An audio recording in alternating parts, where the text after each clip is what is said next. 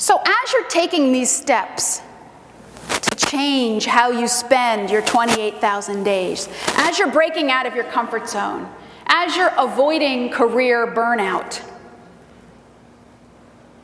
you have a secret weapon. You have a superpower. You do.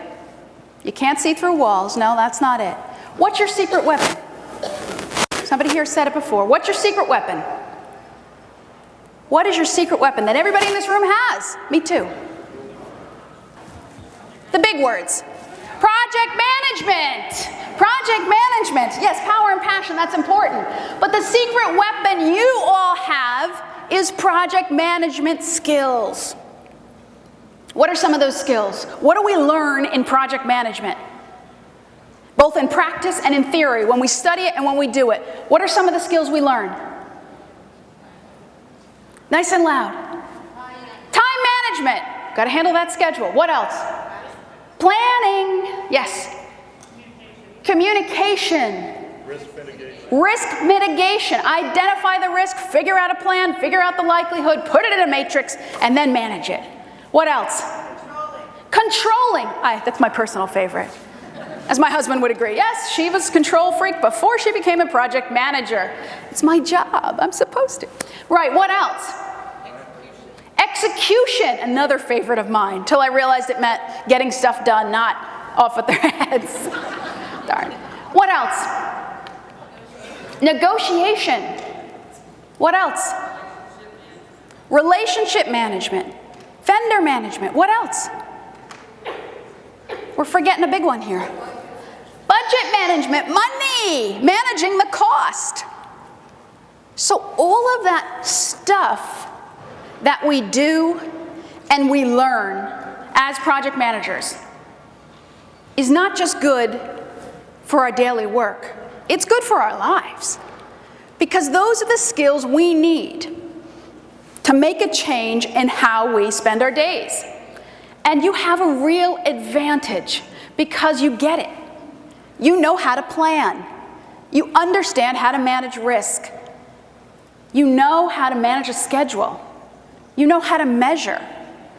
These are important, crucial skills that not everybody has. It may seem obvious to you because you do it every day, but not everyone shares that.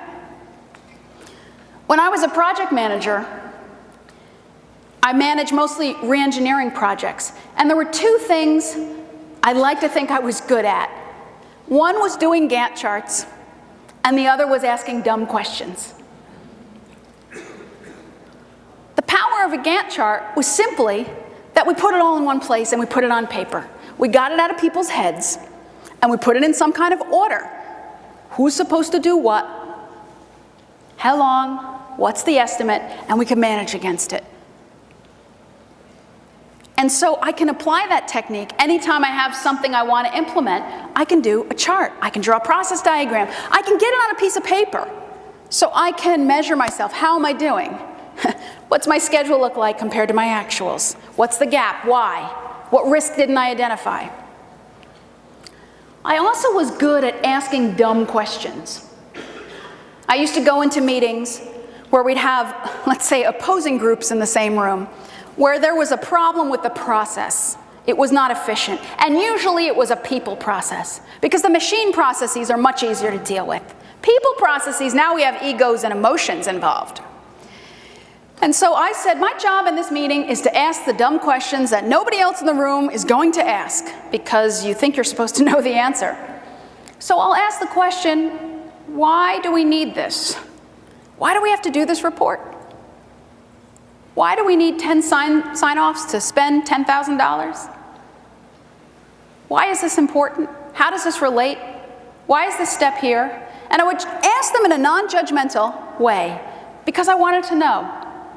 And those quote-unquote dumb questions very often would help us diagnose what was the root cause and how we could make that process better. When we drew out a future state, how we could make it more effective and efficient. And then we could measure that. And so the ability to ask dumb questions still allows me now to be creative, because I can look at my own life or my clients and ask the questions that seem obvious, but no one's willing to ask. Is there another way we could do this? What if we tried that? What do other people do? How could we do this completely differently? What if we didn't do this? And so you have the power as a project manager or as someone who's an expert in whatever area you are in. Use those skills to change how you spend your 28,000 days, because that's a secret weapon that you have. It's a superpower that we're probably not tapping into as much as we should.